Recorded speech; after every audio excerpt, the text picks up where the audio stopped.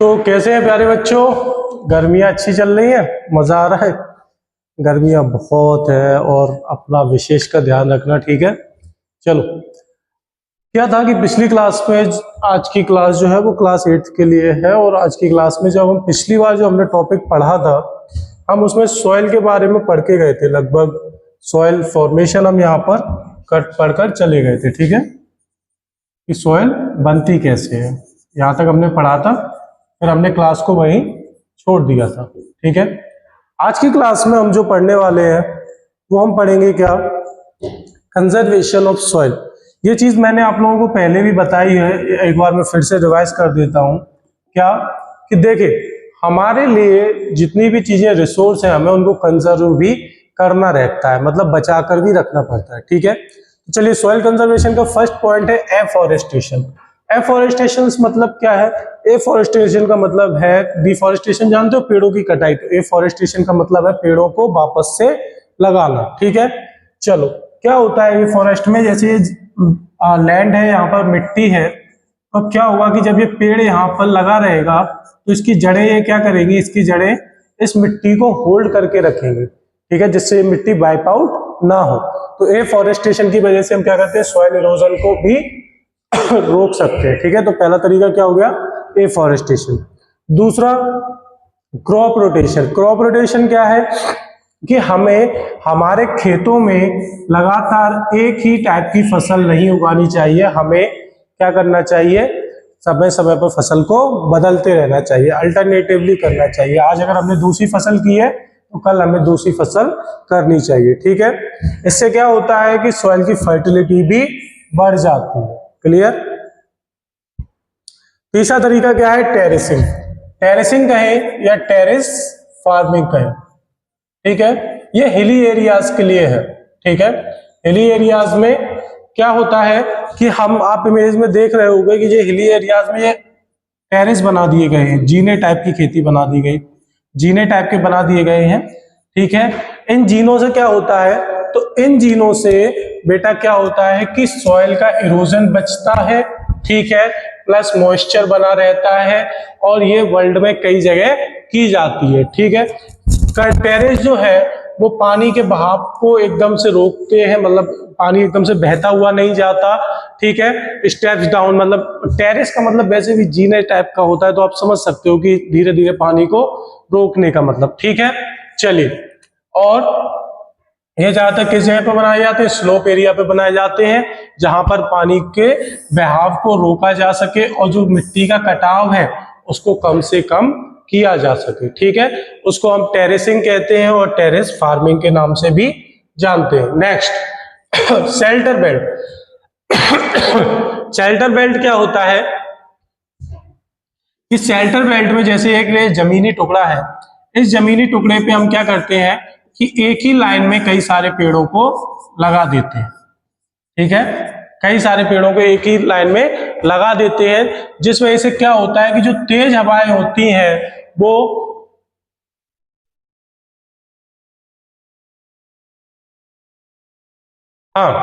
ये सारे पेड़ लग जाते हैं, तो क्या होता है कि जो तेज हवाएं हैं वो मिट्टी को अपने साथ नहीं उड़ा पाती है और इतना ज्यादा मिट्टी के साथ उसको खराब नहीं कर पाती है, ठीक है। Next, mulching. मल्चिंग क्या होता है, मल्चिंग का मतलब है कि अगर हम कोई जमीनी टुकड़ा है तो उसके ऊपर हम उसको कवर अप कर देते हैं, किससे, स्ट्रॉ, भूसा, ये आपका स्ट्रॉ है, भूसा हो गया, आपकी लीव्स हो गई, और भी ऑर्गेनिक मटेरियल होता है, उससे हम उसको क्या करते थे, कवर अप कर देते हैं। कवर अप से क्या है कि जो उस पे लेयर के पास जो सॉइल का जो इवोपरेशन रेट है वो क्या हो जाता है, क्विक नहीं रहता, स्लो डाउन हो जाता है, ठीक है। और जो मिट्टी है वो अपने साथ, जो हवा है वो अपने साथ मिट्टी को उड़ा के भी नहीं ले जा पाती है, इसलिए हम क्या करते हैं कि और जमीन के टुकड़े को भूसे से कवर अप कर देते हैं, स्ट्रॉ से। स्ट्रॉ आप लोग जानते हैं, एक ऑर्गेनिक मटेरियल होता है। चलिए, नेक्स्ट आ जाइए, काउंटर बैरियर्स। काउंटर बैरियर्स का मतलब क्या है, तो काउंटर बैरियर्स का मतलब ये है कि हम some barriers are developed with the help of stones or grass along the counter lines in the field trenches are also dug in the field of the barriers to collect water. मतलब क्या है यहाँ पर कि जब जगह है जो मिट्टी है वहां पर हम साइड साइड में क्या करें, पत्थरों को लगा दें, ठीक है, पत्थरों को लगा दें,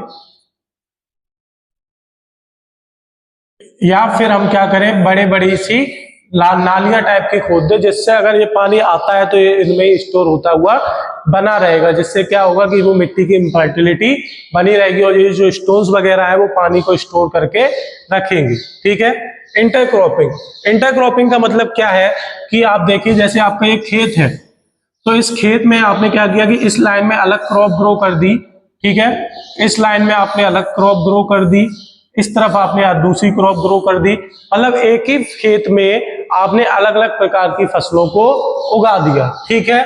चलिए, और एक तो ये है कि आप एक ही खेत में एक साथ अलग अलग रोज को कर सकते हैं, बाकी हो सकता है कि आप कुछ समय बाद टाइम टू टाइम इंटरवल पर आप इसमें अलग अलग फसलों को उगाएं, वही क्या होता है इंटरनेट क्रॉपिंग, इंटर क्रॉपिंग कहलाता है। क्लियर। चलिए अब आ जाइए रॉक डैम्स। रॉक डैम्स वही कि जहां से पानी का फ्लो होता है उसके आसपास हम क्या करें, मिट्टी का एक बांध बना दें, ठीक है। ये आप लोग इमेज में देख सकते हैं। उससे क्या होता है कि ये जो फ्लो का वाटर का जो फ्लो होता है एक तो वो स्लो डाउन हो जाता है, प्लस पानी तेजी से नहीं जाता, जिससे मिट्टी के वाइप आउट होने का खतरा कम रहता है, समझ गए। और पानी स्लोली स्लोली उसमें से हम फ्लो भी करवा सकते हैं। चलिए नेक्स्ट आ जाइए आपका काउंटर प्लगिंग। काउंटर प्लगिंग क्या होता है, काउंटर प्लगिंग में आप ये वाला एरिया देख रहे हो तो ये हिली टाइप का एरिया है, हिल्स टाइप का एरिया है, तो हम यहाँ क्या करते हैं कि हम यहाँ के छोटे छोटे स्लोप जो पोर्शन है, छोटे छोटे पोर्शंस में हम क्या करते हैं खेती करना शुरू कर देते हैं, ठीक है। पर इसमें हम वो एरिया फाइंड आउट करते हैं जो ज्यादा ढलान टाइप का ना हो, ठीक है। उसके बाद देखिए यहाँ पर आप in this method the fields are plugged and sown along the natural contours of the hills.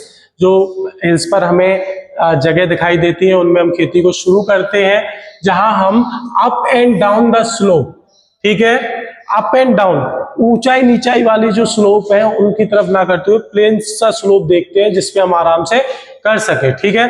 उस वजह से क्या होता है कि इन स्लोप से जो पानी का फैलना बर्बाद होना या फिर फ्लो डाउन होना तेजी से वो डाउन होता चला जाता है, ठीक है। चलिए तो हमारा जो लैंड रिसोर्स के सॉइल रिसोर्सेज का कंजर्वेशन था वो हमारा यहीं पर खत्म होता है। अगला जो टॉपिक है हमारा वो है हमारा वाटर रिसोर्स। देखिए अभी तक हमने लगभग 3 रिसोर्सेज के बारे में पढ़ चुके हैं। पहला जो हम 2 के बारे में पढ़ चुके हैं। पहला जो हमने पढ़ा था वो लैंड रिसोर्सेज था, दूसरा हमने पढ़ा वो कौन सा था, सॉइल रिसोर्स। अब जो तीसरा जो है हमारा वो है हमारा वाटर रिसोर्स। तो आप सभी ये बात अच्छे से जानते हो कि पानी जो है एक बहुत ही ज्यादा जरूरतमंद चीज है हमारे लिए, ठीक है। क्यों? क्योंकि देखिए हम इसका इस्तेमाल किस लिए करते हैं, ड्रिंकिंग, बाथिंग, रिलैक्सिंग मतलब स्विमिंग वगैरह, फिशिंग, खुद को ठंडा रखने के लिए, खाना बनाने के लिए, इरिगेशन करने के लिए, खेतों में पानी देने के लिए। और जो हमारे पूर्वज थे, ठीक है, जो पुराने लोग थे वो भी कहाँ रहते थे, नदियों के किनारे रहते थे, ठीक है।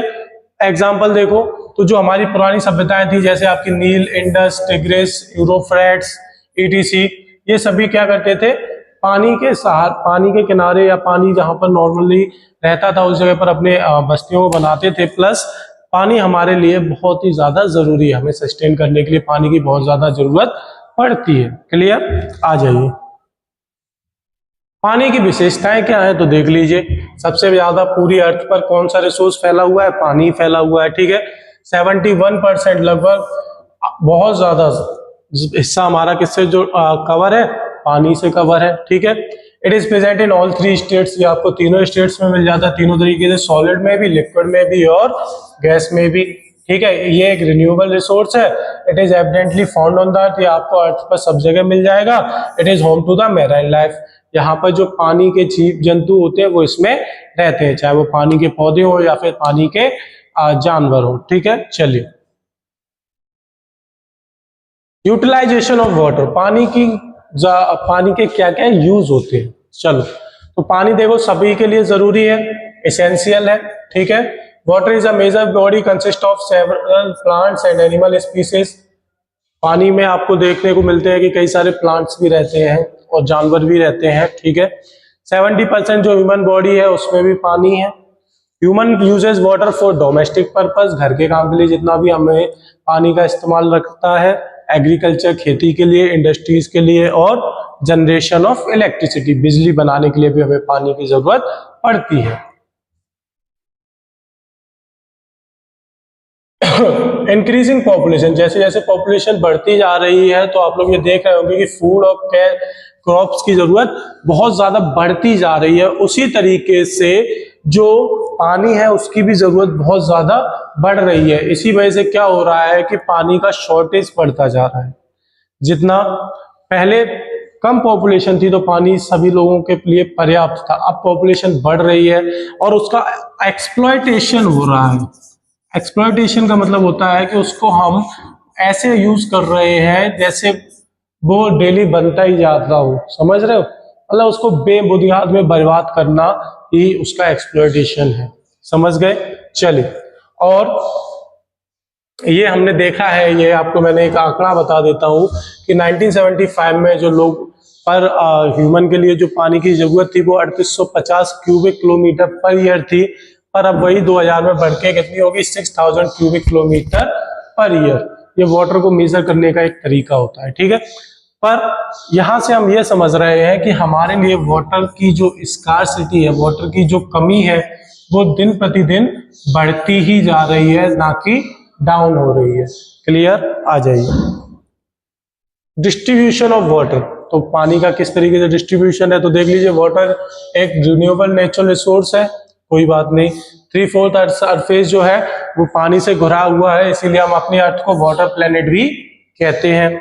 थर्ड, ओशियंस में जो है वो लगभग ओशियंस हमारे अर्थ का 2/3 पार्ट कवर किए हुए हैं, और प्लांट्स और एनिमल्स इन ओशियंस में बहुत ज्यादा अलग अलग तरीके के पाए जाते हैं। ओशियन वाटर जो है वो नमकीन होता है और ह्यूमन कंजम्पशन के लिए फिट नहीं है, लोग बाग उसको यूज नहीं कर सकते। प्रॉब्लम्स विद वाटर क्वालिटी, पानी के साथ साथ क्या क्या दिक्कतें हैं, तो देखो पानी के साथ दिक्कतें नहीं, पानी के लिए हम क्या क्या दिक्कतें कर रहे हैं वो देखो। क्या, सबसे पहले हम जो गंदा कचरा है, जो सीवेज है, जो गटर है, उसको पानी में डायरेक्ट छोड़ देते हैं, ठीक है। एग्रीकल्चर केमिकल्स, जो खेतों में केमिकल्स का इस्तेमाल होता है वो भी कहीं ना कहीं जाकर नदी नालों से मिलके पानी को दूषित कर देता है। इंडस्ट्रियल चीजें, इंडस्ट्री से निकलने वाला पानी क्या करता है कि वो भी, कई सारी इंडस्ट्रीज क्या करती है, अपना गंदा पानी नालियों नदियों में सीधे छोड़ देते हैं। उससे भी क्या होता है कि नदियों का पानी दूषित हो जाता है, उसमें उनमें नाइट्रेट्स की मात्रा बढ़ जाती है, मेटल्स की बढ़ जाती है, पेस्टिसाइड्स की बढ़ जाती है, जिससे वो पानी पीने के लिए उपयोगी नहीं रहता, ठीक है। ह्यूमन और एनिमल वेस्ट, हमारा और जानवरों का जो मलबा होता है, जो कचरा होता है, उसको भी हम उठा के क्या करते हैं, सीधे पानी में डाल देते हैं।